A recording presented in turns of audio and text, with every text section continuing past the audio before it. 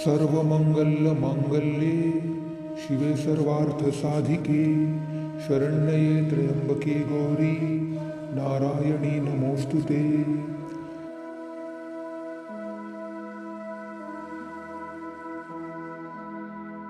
श्री दुर्गा सप्तष्ठी। पहला अध्याय। मेधा ऋषि द्वारा राजा सूरत और समाधि को देवी भगवती की महिमा का वर्णन तथा मधु कैटभ के वध का प्रसंग सुना। ओम चंडी देवी को नमस्कार है। ऋषि मार्कंडेय जी बोले, सूर्य के पुत्र सावर्णी जो 8वें मनु माने जाते हैं, उनकी उत्पत्ति की कथा विस्तार से कहता हूँ, सुनो। सूर्य पुत्र महाभाग सर्वणी भगवती महामाया की अनुकंपा से जिस प्रकार मनवंतर के स्वामी हुए, वही प्रसंग सुनाता हूँ। प्राचीन काल में स्वरोचिष मनवंतर में सूरत नामक एक राजा थे, जो चैत्र वंश में पैदा हुए थे। उनका सारे भूमंडल पर अधिकार था। वे प्रजा को अपने सगे पुत्रों की भांति धर्मपूर्वक पालन करते थे।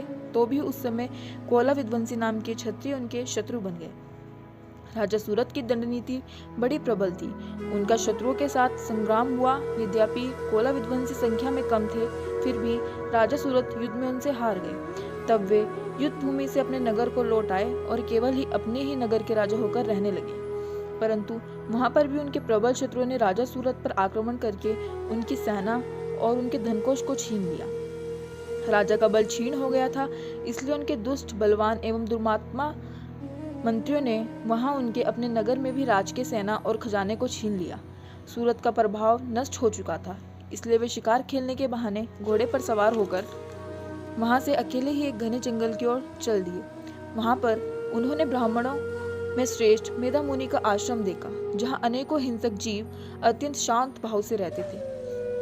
मुनि के बहुत से शिष्य उस आश्रम की शोभा बढ़ा रहे थे। वहां जाने पर मुनि ने राजा का उचित सत्कार किया और वे उन मुनि श्रेष्ठ के आश्रम में इधर उधर विचरते हुए कुछ समय तक रहे। फिर मोह से आकृष्ट होकर वहां इस प्रकार सोचने लगे, पूर्व काल में मेरे पूर्वजों ने जिसकी पालना की थी, उसी नगर से मैं वंचित हूँ। पता नहीं मेरे दुराचारी सेवकगण उस नगर का धर्मपूर्वक रक्षा करते हैं या नहीं। जो सदा मत की वर्षा करता था और शूरवीर था, मेरा वह मुख्य हाथी अब शत्रुओं के अधीन होकर जाने किन भोगों को भोगता होगा। जो लोग मेरी कृपा, धन और भोजन पाने से सदा मेरे पीछे पीछे चलते थे, वे निश्चित ही अब दूसरे राजाओं का अनुसरण करते होंगे। उन अपव्ययी लोगों के द्वारा सदा खर्च होते रहने के कारण अत्यंत कष्ट से जमा किया हुआ मेरा वह धन का कोष खाली हो जाएगा। ये तथा और भी बहुत सी बातें राजा सूरत निरंतर सोचते रहते थे। एक दिन उन्होंने वहां ऋषिवर मेधा के आश्रम के निकट एक वैश्य को देखा और उससे पूछा, भाई तुम कौन हो? यहाँ तुम्हारे आने का क्या कारण है? तुम क्यों शोकग्रस्त और व्यग्र से दिखाई देते हो? राजा सूरत का ऐसा प्रेम पूर्वक कहा हुआ वचन सुनकर वैश्य ने विनम्र भाव से उन्हें प्रणाम करके कहा। वैश्य बोला, राजन, मैं धनवानों के कुल में उत्पन्न एक वैश्य हूँ। मेरा नाम समाधि है। मेरे दुष्ट स्त्री पुत्रों के धन के लालच में मुझे घर से बाहर निकाल दिया है। इस समय मैं धन, स्त्री और पुत्रों से वंचित हूँ। मेरे विश्वसनीय बंधुओं ने मेरा ही धन लेकर मुझे त्याग दिया है, इसलिए दुखी होकर मैं वन से चला आया हूँ। यहाँ रहकर मैं इस बात को नहीं जानता कि घर में मेरे पुत्रों की, स्त्री की और स्वजनों की कुशल क्षेम है या नहीं। इस समय घर में वे कुशल पूर्वक हैं अथवा उन्हें कोई कष्ट है। वे मेरे पुत्र कैसे हैं? क्या वे अब सदाचारी हैं अथवा दुराचारी हो गए हैं? राजा ने पूछा, जिन लोभी स्त्री पुत्रों आदि ने धन लोभ के कारण तुम्हें घर से निकाल दिया, उनके प्रति तुम्हारे मन में इतना स्नेह का बंधन क्यों है? वैश्य बोला, मेरे विषय में आप जो कहते हैं वह सब उचित है, किंतु क्या करूं, मेरा मन निष्ठुरता धारण नहीं करता। जिन्होंने धन के लोभ में पड़कर पिता के प्रति स्नेह, पति के प्रति प्रेम तथा आत्मीयजन के प्रति प्यार को तिलांजलि देकर मुझे घर से निकाल दिया है, उन्हीं के प्रति मेरे हृदय में इतनी आसक्ति व मोह है। हे महात्मन, गुणहीन बंधुओं के प्रति भी जो मेरा चित्त इस प्रकार प्रेमासक्त हो रहा है, यह क्या है? इस बात को मैं जानकर भी नहीं जान पाता। उनके लिए मैं दीर्घ सांसें ले रहा हूँ और मेरा हृदय अत्यंत दुखी हो रहा है। उन लोगों में प्रेम का सर्वथा अभाव है, तो भी उनके प्रति जो मेरा मन निष्ठुर नहीं हो पाता, इसके लिए मैं क्या करूँ? मार्कंडेय जी बोले, हे ब्राह्मण, इसके बाद राजा सूरत और वह समाधि नामक वैश्य दोनों साथ साथ मेधा मुनि की सेवा में उपस्थित हुए और उनके साथ यथा योग्य न्यायानुकूल विनम्र भाव करके बैठ गए। उसके बाद वैश्य और राजा ने कुछ वार्तालाप आरंभ किया। राजा ने कहा, भगवान, मैं आपसे एक बात पूछना चाहता हूँ, उसे कृपा पूर्वक बताइए। मेरा चित्त अपने वश में न होने के कारण वह बात मेरे मन को बहुत दुख देती है। जो राज्य मेरे हाथ से निकल गया है उसमें और उसके सब विभोगों में मेरी आसक्ति बनी हुई है। मुनिश्रेष्ठ, यह जानते हुए भी कि वह अब मेरा नहीं है, अज्ञानी की भांति मुझे उसके लिए दुख होता है। यह क्या है? इधर यह वैश्य भी अपने घर से अपमानित होकर आया है। इसके पुत्र, स्त्री और सेवकों ने इसे छोड़ दिया है। स्वजनों ने भी इसका परित्याग कर दिया है, तो भी यह उनके प्रति अत्यंत हार्दिक स्नेह रखता है। इस प्रकार हम दोनों ही बहुत दुखी हैं, जिसमें प्रत्यक्ष दोष देखा गया है। उस विषय के लिए भी हमारे मन में ममता के कारण आकर्षण पैदा हो रहा है। हे महात्मन, हम दोनों समझदार हैं, तो भी हम में जो मोह पैदा हुआ है, यह क्या है? विवेक शून्य व्यक्ति की भांति मुझ में और इस वैश्य में भी यह मूर्खता स्पष्ट दिखाई दे रही है। ऐसा सुनने पर ऋषि बोले, हे महानुभाव, विषयों का ज्ञान सब प्राणियों में है। इसी प्रकार विभिन्न विषय भी सबके लिए अलग अलग है। कुछ प्राणी दिन में नहीं देख पाते और दूसरे रात में नहीं देख पाते, तथा कुछ जीव ऐसे हैं जो दिन में और रात में बराबर देखते हैं। यह ठीक है कि मनुष्य समझदार होते हैं, किंतु केवल वे ही ऐसे नहीं होते। पशु, पक्षी, मृग आदि सभी प्राणी समझदार होते हैं। मनुष्य की समझ भी वैसी ही होती है जैसे मृग और अन्य पक्षियों की होती है, तथा जैसी मनुष्य की होती है वैसी ही उन मृग पक्षियों की होती है। यह तथा अन्य बातें भी प्रायः दोनों में समान ही हैं। समझ होने पर भी इन पक्षियों को तो देखो, स्वयं भूख से पीड़ित होते हुए भी मोहवश बच्चों की चोंच में कितने चाव से ये अन्न के दाने डालते हैं। हे राजन, क्या तुम नहीं देखते कि ये मनुष्य समझदार होते हुए भी मोह एवं लोभवश अपने किए हुए उपकार का बदला पाने के लिए पुत्रों की अभिलाषा करते हैं? यद्यपि उन सब में समझ की कमी नहीं है, तथापि वे संसार की जन्म मरण की परंपरा बनाए रखने वाले भगवती महामाया के प्रभाव द्वारा ममतामय भंवर से युक्त मोह के गहरे गड्ढे में गिराए जाते हैं। इसलिए इसमें आश्चर्य नहीं करना चाहिए। जगदीश्वर भगवान विष्णु की योग निद्रा रूपी जो भगवती महामाया है, उन्हीं से प्रेरित यह जगत मोहित हो रहा है। वे भगवती महामाया देवी ज्ञानियों के भी चित्त को बलपूर्वक खींचकर मोहग्रस्त कर देती है। वे ही इस संपूर्ण चराचर जगत की सृष्टि करती है, तथा वे ही प्रसन्न होने पर मनुष्य को मुक्ति के लिए वरद प्रदान करती है। वे ही पराविद्या, संसार बंधन और मोक्ष हेत भूता सनातनी देवी तथा संपूर्ण ईश्वरों की भी अधीश्वरी है। राजा ने पूछा, हे महात्मन, जिन्हें आप महामाया कहते हैं वे कौन हैं? उनका आविर्भाव कैसे हुआ तथा उनके चरित्र कौन कौन से हैं? ब्रह्मवेताओं में श्रेष्ठ महर्षि उन्म देवी का जैसा प्रभाव हो, जैसा स्वरूप हो और जिस प्रकार प्रादुर्भाव हुआ हो, वह सब मैं आपके मुख से सुनने की इच्छा रखता हूँ। ऋषि बोले, राजन, वास्तव में वे देवी की नित्य स्वरूपा हैं। संपूर्ण जगत उन्हीं का रूप है तथा उन्होंने समस्त विश्व को व्याप्त कर रखा है। तथापि उनका प्रकट्य अनेक प्रकार से होता है, वह मुझसे सुनो।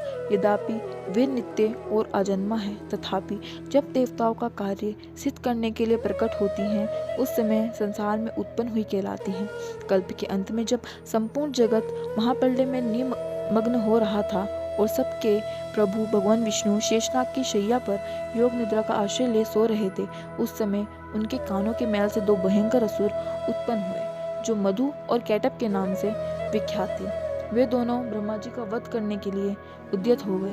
भगवान विष्णु की नाभिकाल में विराजमान प्रजापति ब्रह्मा जी ने जब उन दोनों भयानक असुरों को अपने समीप आते देखा और भगवान को सोया हुआ जाना, तब एकाग्रचित होकर उन्होंने भगवान विष्णु को जगाने के लिए उनके नेत्रों में निवास करने वाली योग निद्रा की स्तुति आरंभ कर दी, जो इस विश्व की अधीश्वरी जगत को धारण करने वाली, संसार का पालन और संहार करने वाली तथा तेजा स्वरूपा भगवान विष्णु की अनुपम दिव्य शक्ति। ब्रह्मा जी ने कहा, देवी, तुम ही स्वाहा, तुम ही स्वधा और तुम ही वस्टकार हो। स्वर भी तुम्हारे ही स्वरूप है। तुम ही प्राणदायिनी सुधा हो। नित्य अक्षर प्रणव में आकार, उकार, मकार इन तीन मात्राओं के रूप में तुम ही स्थित हो, तथा इन तीन मात्राओं के अतिरिक्त जो बिंदु रूपा नित्य अर्ध मात्रा है, जिसका विशेष रूप से उच्चारण नहीं किया जा सकता, वह भी तुम ही हो। देवी, तुम ही संध्या, सावित्री तथा परम जन्मी हो। देवी, तुम ही इस विश्व ब्रह्मांड को धारण करती हो।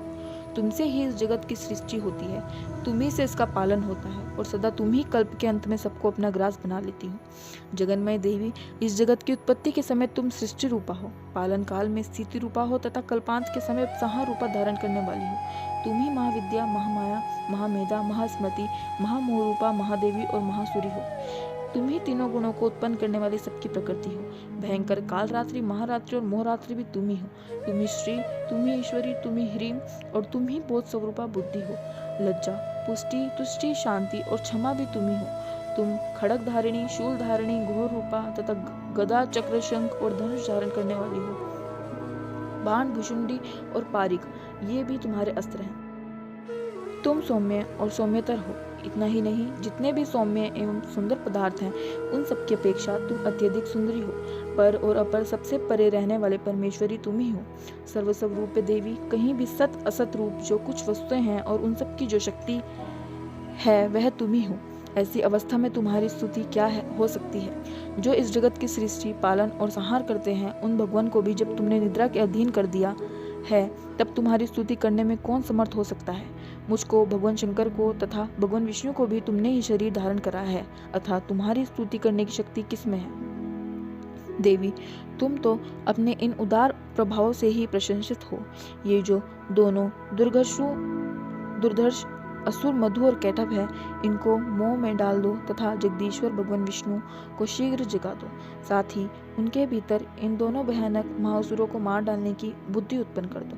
ऋषि कहते हैं, राजन, जब ब्रह्मा जी ने वहां मधु और कैटभ को मारने के उद्देश्य से भगवान विष्णु को जगाने के लिए तमोगुण की अधिष्ठात्री देवी योगनिद्रा की इस प्रकार स्तुति की, तब वे भगवान के नेत्र, मुख, नासिका, बाहु, हृदय और वक्ष स्थल से निकलकर अव्यक्त जन्मा ब्रह्मा जी की दृष्टि के सामने खड़ी हो गई। योग निद्रा से मुक्त होने पर जगत के स्वामी भगवान जनार्दन उस समुद्र के जल में शेषनाग की शैया से जाग उठे।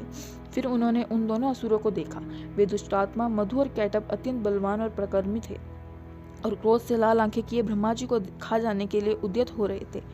तब भगवान श्री हरि ने उठकर उन दोनों के साथ 5000 वर्षों तक केवल बाहु युद्ध किया। वे दोनों भी अत्यंत बल के कारण मदोन्मत्त हो रहे थे।